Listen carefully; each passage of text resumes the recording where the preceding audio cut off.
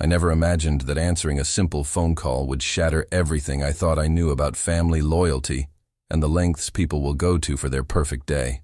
The morning started like any other Tuesday, but by evening I was sitting in a hospital waiting room, watching my mother's heart monitor beep steadily, while trying to process how my own sister had managed to secretly mortgage our family home to pay for her wedding. The call came at 7:32 in the morning. I remember the exact time because I was staring at my alarm clock, debating whether to hit snooze again when my phone buzzed against the nightstand. Unknown number. I almost let it go to voicemail, but something made me answer. Hello. Is this Michael Harrison? The voice was professional, clipped, the kind that belongs to someone who makes difficult calls for a living. Yes, this is Michael. Mr. Harrison, this is Janet Collins from First National Bank. I'm calling regarding the mortgage on the property at 1247 Maple Street. We've been trying to reach your parents, Robert and Eleanor Harrison, but haven't been able to get through. The account is significantly past due, and we need to discuss payment arrangements immediately. My blood went cold. Maple Street, that was my parents' house. The house where I'd grown up, where they'd lived for 37 years, where Dad had built that ridiculous treehouse that was still standing in the backyard oak tree. I'm sorry, there must be some mistake, I said, sitting up in bed, suddenly wide awake. My parents don't have a mortgage on that house. They paid it off 15 years ago. There was a pause on the other end, the sound of papers shuffling. Mr. Harrison, I'm looking at our records here, and it shows that a mortgage was taken out on this property 18 months ago for $247,000. The co-signer on the account is listed as Sarah Marie Harrison Williams. Sarah, my sister. The room seemed to tilt sideways. Sarah had been living with Mom and Dad for the past 2 years, ostensibly to help them as they got older, but really because she and her husband James were struggling financially. They'd been planning their dream wedding for over a year, constantly posting about venues and dresses and flower arrangements on social media, talking about how they wanted everything to be perfect. I need to call you back, I managed to say, my voice sounding strange and far away. Mr. Harrison, I understand this is difficult, but we really need to resolve this situation. The property is currently in pre-foreclosure, and if we don't receive payment within the next 30 days... I hung up. My hands were shaking as I dialed my parents' number. It rang 4 times before Dad answered, his voice groggy with sleep. Dad, it's Michael. I need to ask you something, and I need you to be completely honest with me. Do you and Mom have a mortgage on the house? A mortgage? Michael, what are you talking about? We paid that off years ago. You know that. Dad, I just got a call from First National Bank. They're saying there's a mortgage on the house for almost $250,000 and that it's past due. They said Sarah is listed as a co-signer. The silence on the other end stretched so long I thought the call had dropped. Dad, are you there? Let me get your mother. I heard him calling for Mom, his voice strained and confused. There was movement in the background, hushed, urgent conversation, and then Mom's voice came on the line. Michael, honey, what's this about a mortgage? We don't have a mortgage. Mom, the bank called. They said the house is in pre-foreclosure. They said Sarah co-signed for a loan against the house 18 months ago. The sharp intake of breath was audible through the phone. 18 months ago? That was right before... Oh my God, Michael. That was right before her wedding. The pieces started falling into place with sickening clarity. Sarah's wedding had been elaborate, expensive beyond anything their budget should have allowed. The venue alone had cost more than most people's annual salary. When I'd asked how they were affording it, she'd been vague, mentioning wedding loans and credit cards, saying they'd figure it out. Mom, did Sarah ever ask you to sign any papers? Anything about the house?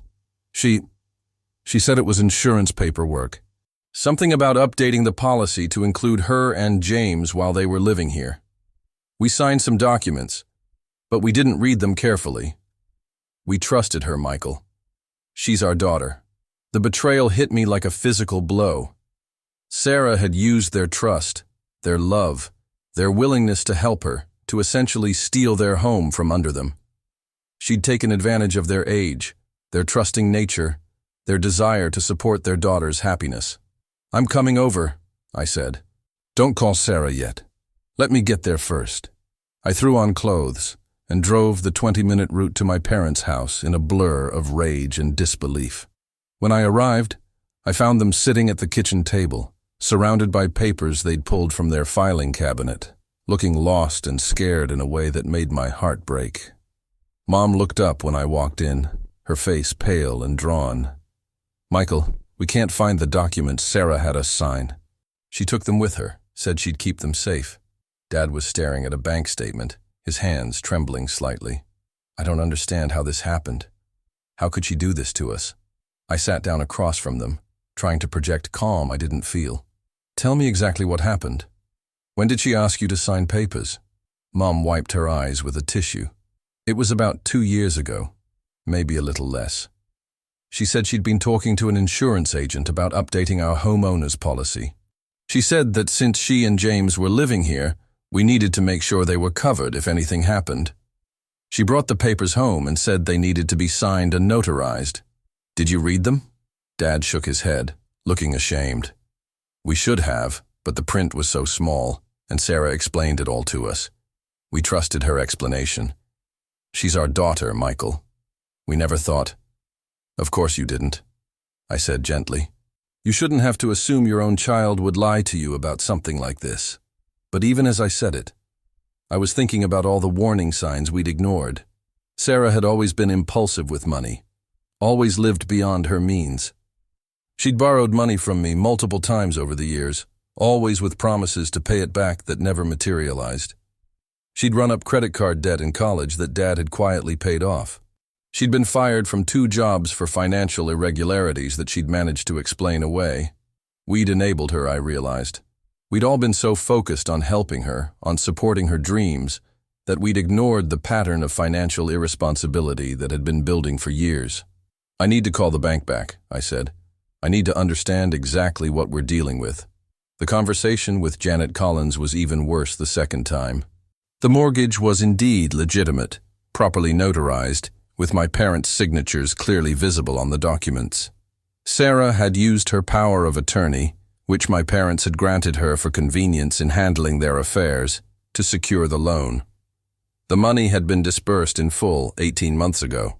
$247,000, Janet repeated when I asked for the exact amount.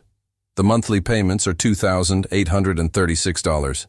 We received payments for the first 6 months, then sporadic payments for another few months. Nothing at all for the past year." I did quick math in my head. $247,000. Sarah's wedding had cost around $90,000. Where had the rest of the money gone? "What happens now?" I asked. "Well, if we can't work out a payment plan, the foreclosure process will continue. The property could be sold at auction in as little as 60 days. 60 days. My parents could lose their home, the place they'd lived for more than half their lives, in 60 days. I hung up and looked at my parents, who were watching me with expressions of barely contained panic. "It's bad, isn't it?" Mom asked quietly. "It's bad," I confirmed, "but it's not hopeless. We need to contact Sarah immediately and find out what happened to the money, and we need to talk to a lawyer." Dad was already shaking his head. "We can't afford a lawyer, Michael. We're living on Social Security and my pension. We barely make ends meet as it is." "Dad, we'll figure it out, one step at a time. But first I needed to confront Sarah. I called her number, but it went straight to voicemail. I tried James. Same thing. I drove to their apartment across town, but no one answered the door, even though I could hear the television inside. It wasn't until I was driving back to my parents' house that I remembered Sarah's social media posts from the weekend. She and James had flown to Hawaii for a much-needed vacation. They were posting photos from the beach, expensive restaurants, luxury resort pools. They were living it up in Hawaii while my parents faced losing their home. I pulled over and called the bank back, asking Janet to email me copies of all the mortgage documents. As I sat in my car reading through the paperwork on my phone, the full scope of Sarah's deception became clear. She hadn't just used the house to pay for her wedding. The loan had been structured as a cash-out refinance, with the full amount deposited into an account in her name. She'd been using the money to maintain a lifestyle she couldn't afford, paying for cars, vacations, designer clothes, expensive dinners. The wedding had been just the beginning. I drove back to my parents' house, my mind racing with possibilities. Could we prove fraud? Could we get the loan reversed? Could we sue Sarah for the money? When I walked back into the kitchen, I found Mom on the phone with someone, her voice shaking. "Yes, I understand. Thank you for calling." She hung up and looked at me with eyes full of tears. That was the electric company. We're 3 months behind on the bill. They're shutting off our power tomorrow unless we pay $800. The full picture was starting to emerge. Sarah hadn't just taken out the mortgage. She'd been managing my parents' finances, supposedly to help them, but really to hide the fact that she'd been stealing from them systematically. The mortgage payments hadn't been made because she'd been using my parents' monthly income to fund her lifestyle. "How long has Sarah been handling your bills?" I asked. "About 2 years," Dad said. "She offered to help when she moved in. She said it would be easier for her to manage everything electronically, and we were grateful for the help. Have you seen your bank statements?" They looked at each other. "Sarah handles all that," Mom said.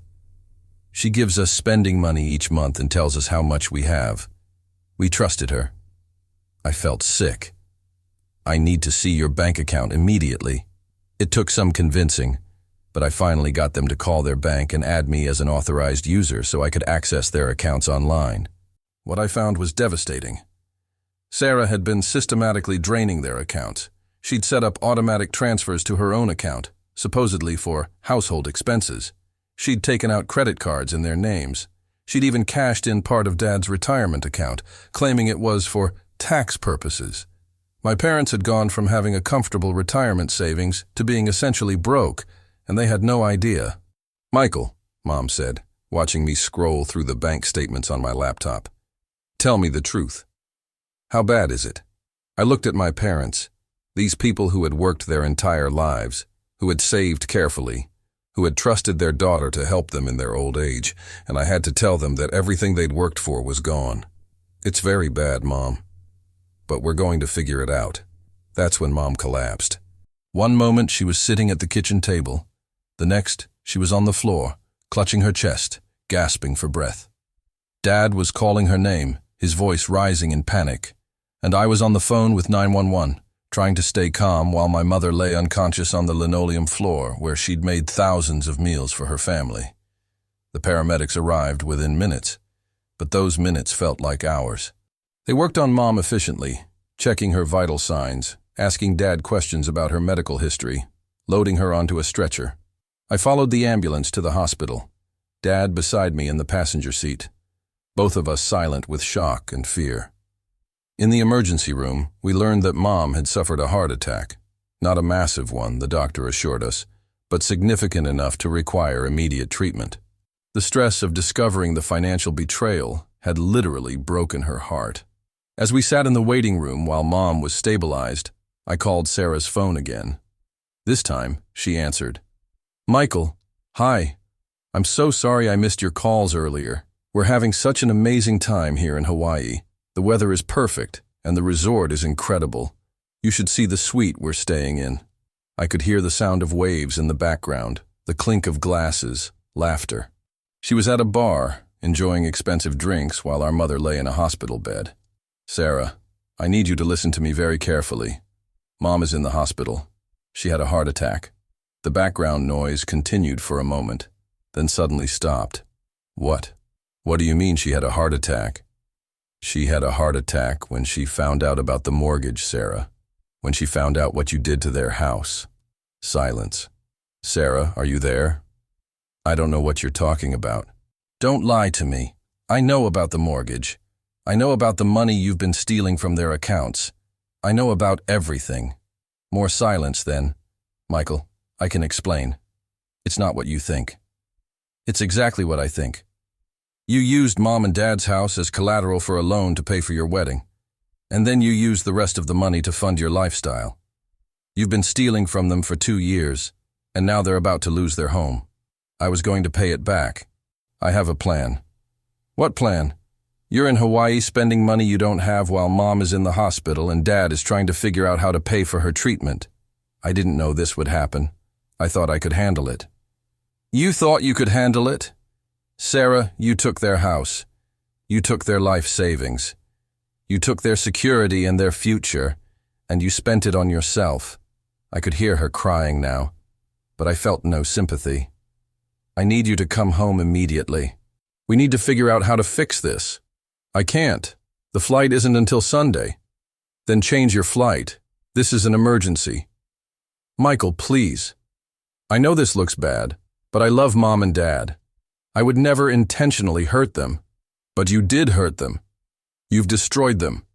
And if you don't get on a plane tonight, I'm calling the police and reporting you for fraud. She hung up. I sat in the hospital waiting room, staring at my phone, trying to process the conversation. Sarah was still denying responsibility, still making excuses, still prioritizing her vacation over our parents' crisis. The doctor came out around midnight to tell us that Mom was stable and resting. She'd need to stay in the hospital for a few days for observation, but the prognosis was good. The heart attack had been relatively minor, and with proper treatment and lifestyle changes, she should recover fully. The stress was definitely a contributing factor, the doctor explained. Has she been dealing with any significant life changes or emotional trauma recently? Dad and I looked at each other. You could say that, I replied. Over the next few days, while Mom recovered in the hospital, I worked frantically to understand the full scope of the financial damage and explore our options. I consulted with 3 different lawyers, all of whom confirmed what I already suspected. Proving fraud would be difficult because my parents had signed the mortgage documents willingly, even if they'd been deceived about their purpose. The most promising avenue was to pursue a case based on elder abuse and financial exploitation, but even that would be a long, expensive process with no guarantee of success. Meanwhile, the bills kept coming. The hospital stay would cost thousands, even with insurance. The mortgage payment was due in 2 weeks. The electric company had agreed to a payment plan, but only if we could come up with half the overdue amount immediately. I took a second mortgage on my own house to cover the immediate expenses. But that was only a temporary solution. We needed Sarah to take responsibility for what she'd done, and we needed it soon. Sarah finally called on Thursday, her voice small and defeated. Michael, I'm back. I'm at the apartment. Can we talk? Meet me at the hospital. Mom wants to see you. The reunion was heartbreaking. Mom, looking frail and exhausted in her hospital bed, took Sarah's hand when she walked into the room. Oh, sweetheart, Mom said, her voice barely above a whisper. I'm so sorry this happened. I'm sorry you felt like you couldn't come to us for help. Sarah broke down completely, sobbing into Mom's shoulder. I'm so sorry, Mom. I'm so sorry. I never meant for this to happen. I thought I could fix it. I thought I could pay it back before you ever found out. How much is left? I asked quietly. Sarah looked up at me, her face blotchy and red. What do you mean? Of the money from the mortgage. How much is left? I don't know. Maybe 10,000? Maybe less? $247,000. And she had maybe 10,000 left. Dad, who had been silent until now, finally spoke. Sarah, I need to understand something. The money from the mortgage, it wasn't just for your wedding, was it? She shook her head, unable to meet his eyes. What was it for? Living expenses, cars, vacations. I wanted to give James a good life. I wanted us to have nice things. I thought if I could just keep up appearances, if I could just buy us time, something would work out. What about our bills? The electric company, the phone bill, the property taxes. I used your monthly income to pay for our stuff. I thought the mortgage money would last longer. I thought I could get a good job and start paying everything back. You've been stealing from us for 2 years, Dad said, his voice hollow. Our own daughter has been stealing from us. I didn't think of it as stealing. I thought of it as borrowing. I was always planning to pay it back. With what money, Sarah? I asked. You haven't held a steady job in over a year. James works part-time at a restaurant. How exactly were you planning to pay back almost $250,000? She had no answer. Over the following weeks, as Mom recovered and we tried to piece together a solution, the full extent of Sarah's financial deception became clear. She'd opened credit cards in my parents' names, maxed them out, and then ignored the bills. She'd borrowed money from friends and family members, using my parents' home as collateral for her promises. She'd even taken out a title loan on Dad's car without telling him. The house was definitely going into foreclosure. There was no way to come up with the money to bring the mortgage current, and even if there was, the monthly payments were far beyond what my parents could afford. But there was one small ray of hope. Because Sarah had used a power of attorney to secure the mortgage, and because she'd misrepresented the purpose of the loan to my parents, we might be able to argue that the mortgage was fraudulent. It would require extensive legal proceedings, but it was possible. I hired an attorney who specialized in elder abuse cases, using the equity from my own home to pay the retainer. The lawyer, Margaret Chen, was optimistic but realistic about our chances. "The challenge," she explained, "is that your parents' signatures are genuine, and the power of attorney was legitimately granted. However, the fact that Sarah misrepresented the documents and used the power of attorney for her own benefit rather than your parents' welfare gives us grounds for a case. What are the chances of success?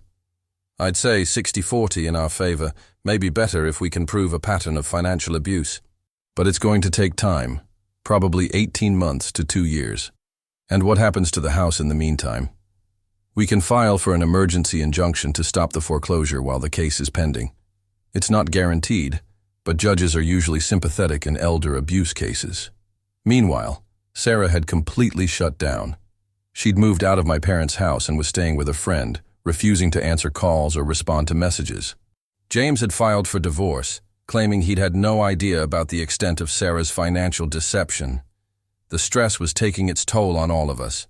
Mom was recovering physically but was deeply depressed, constantly blaming herself for trusting Sarah. Dad had aged 10 years in the past month, his usual cheerful demeanor replaced by a quiet sadness that broke my heart. I found myself angry all the time. Angry at Sarah for what she'd done. Angry at myself for not seeing the signs. Angry at a system that allowed this kind of exploitation to happen. I was angry at the friends and family members who'd lent Sarah money and then looked to my parents to repay it. I was angry at the bank for not doing more due diligence before approving such a large loan. But mostly I was angry at the unfairness of it all. My parents had worked their entire lives to build a secure retirement. They'd saved carefully, made sacrifices, planned for their future. And in 2 years, their own daughter had destroyed all of that. The legal case moved slowly. We gathered evidence, interviewed witnesses, documented the pattern of financial abuse. Margaret was thorough and professional, but the process was exhausting and expensive. 6 months after Mom's heart attack, we finally got some good news. The judge granted our emergency injunction, stopping the foreclosure proceedings while our case was pending. My parents could stay in their home, at least for now.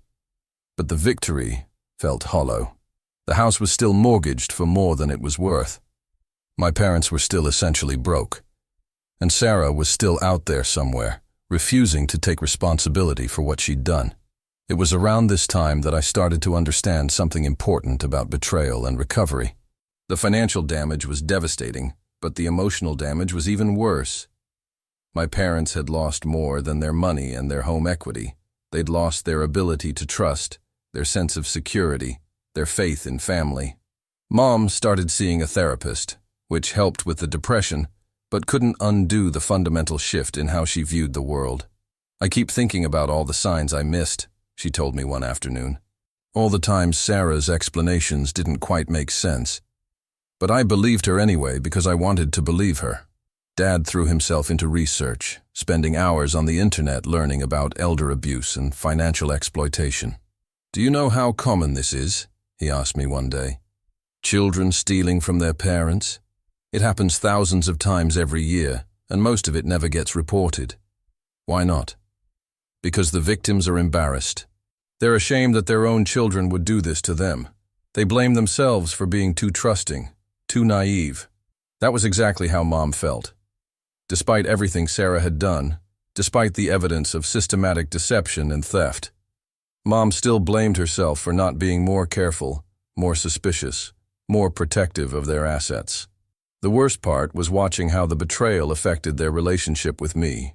They'd started second-guessing every interaction, questioning whether I might also be taking advantage of them somehow. When I offered to help with their finances, they were grateful, but wary. When I suggested solutions to their problems, they wondered if I had ulterior motives. Sarah had poisoned the well of family trust, and everyone was drinking from it. A year after the crisis began, our lawyer called with news. The bank had agreed to a settlement. In exchange for dropping our fraud case, they would modify the mortgage terms significantly, reducing the principal to the actual value of the house, and setting up a payment plan my parents could afford. It wasn't perfect. My parents would still have a mortgage payment they'd never expected to have.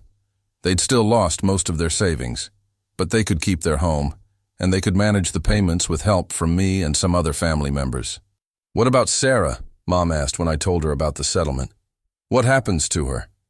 "Nothing happens to her, Mom. She gets away with it." "That doesn't seem right." "It's not right. But sometimes that's how it works. Sometimes people do terrible things and face no consequences." The settlement was finalized on a Tuesday in October, almost exactly 2 years after the crisis began. My parents signed the papers in Margaret's office, their hands steady, but their faces showing the weight of everything they'd been through. Afterward, we went to lunch at their favorite restaurant, a little diner they'd been going to for 20 years. The waitress, an older woman named Betty who'd known them forever, commented on how they looked tired. "We've had a rough couple of years," Dad told her simply. "Well, you're here now," Betty replied. "That's what matters." As we ate our sandwiches, I watched my parents and tried to process everything that had happened. The financial crisis was essentially over, but the emotional aftermath would last much longer. They'd learned to be suspicious of generous offers, to read documents carefully, to ask questions when things didn't make sense. They'd also learned that family loyalty isn't always reciprocal, that love doesn't always protect you from betrayal, and that sometimes the people closest to you are the ones who can hurt you most. But they'd also learned that they were stronger than they'd known, that they could survive even devastating betrayal, and that there were still people in their lives who could be trusted. "I've been thinking," Mom said as we walked back to the car, "about what we're going to do differently going forward." "What do you mean?" "We're going to be more careful, obviously, but I don't want to become suspicious of everyone. I don't want Sarah's actions to make us stop trusting people entirely." "That's a good attitude, Mom." "It's not easy. Every time someone offers to help us, I wonder what they really want. Every time we get a phone call about money, I panic. But I don't want to live that way forever." Dad nodded. "We can't let what Sarah did change who we are completely. We can be smarter without being cynical." 3 months later, Sarah called. I answered because I recognized the number, and because I was curious about what she might have to say after all this time. "Michael, it's Sarah. I know you probably don't want to talk to me, but I wanted to call and apologize." "Apologize for what, specifically?" "For everything. For taking the money, for lying to Mom and Dad, for putting them in the hospital, for all of it." "Where are you now?" "I'm in Colorado. I've been working at a ski resort, trying to get my life together. I'm in therapy, trying to understand why I did what I did." "And what has therapy taught you?" "That I was living in a fantasy. I thought I could spend money I didn't have and somehow make it work out. I thought I could take care of everyone and give everyone what they wanted without any consequences." "You almost cost Mom and Dad their home, Sarah. You literally gave Mom a heart attack." "I know. I think about it every day. I hate myself for what I did." "Hating yourself doesn't help anyone. Taking responsibility helps. I want to make it right. I want to pay them back." "How?" "You're working at a ski resort. At your salary, it would take you 40 years to pay back what you stole." "I don't know, but I want to try." I was quiet for a long moment, trying to figure out how I felt about this conversation. On one hand, it was good to hear Sarah acknowledge what she'd done and express remorse. On the other hand, words were easy. Actions were harder. "Sarah, if you really want to make amends, you need to start by telling the truth about everything. All the money you took, all the lies you told, all the people you borrowed from. You need to take full responsibility and stop making excuses." I want to do that. I want to come home and face everyone. I'm not sure that's a good idea. Mom and Dad are just starting to feel stable again. Seeing you might set them back. I need to apologize to them in person. What you need is to prove that you've changed. And that's going to take time and consistent behavior, not just words. How long? I don't know, Sarah. Maybe years. Maybe never. You broke something fundamental when you did what you did. Trust isn't something you can just fix with an apology. She was quiet for a long time. I understand. I just want them to know that I'm sorry. I'll tell them you called.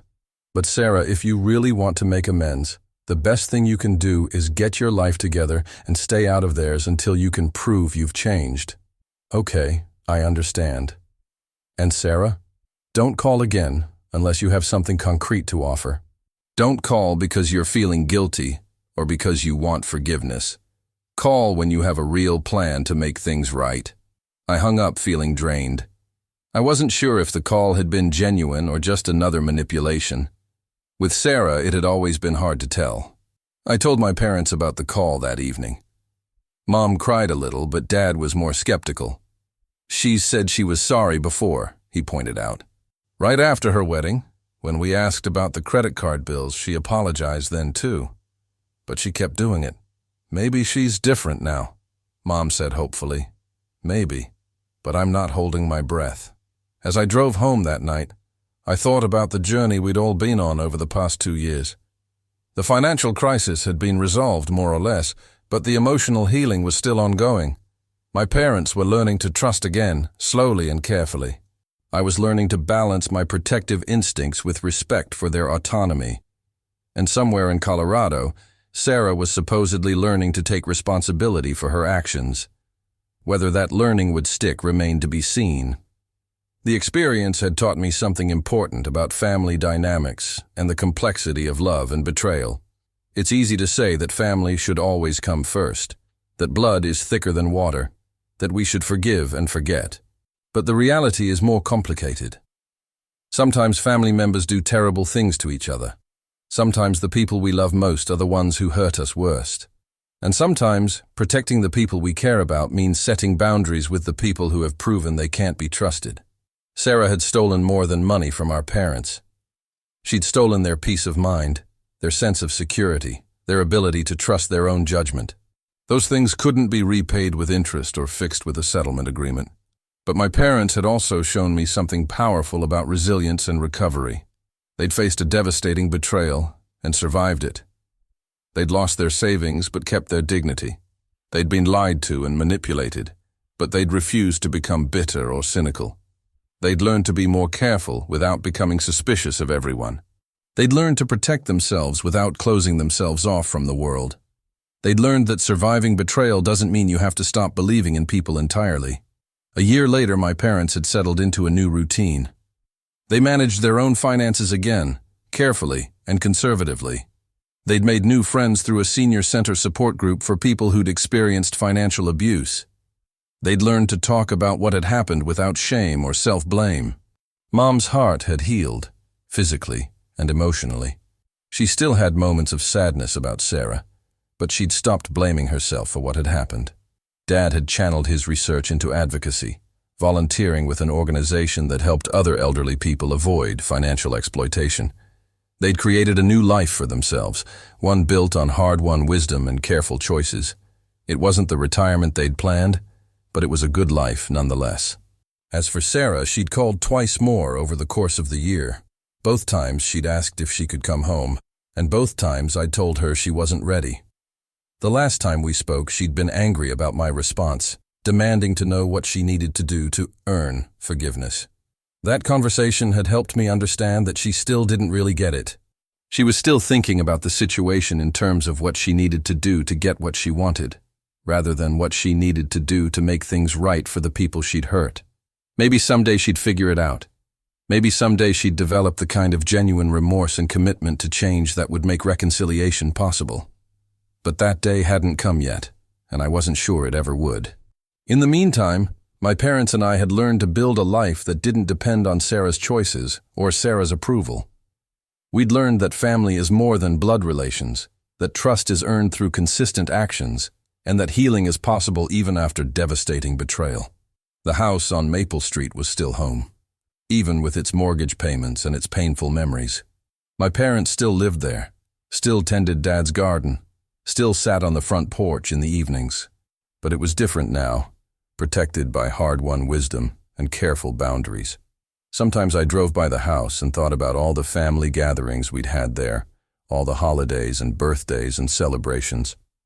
Sarah had been part of all of those memories, and it was strange to think about how those happy times had coexisted with her systematic deception. But I'd learned that memories are complicated things.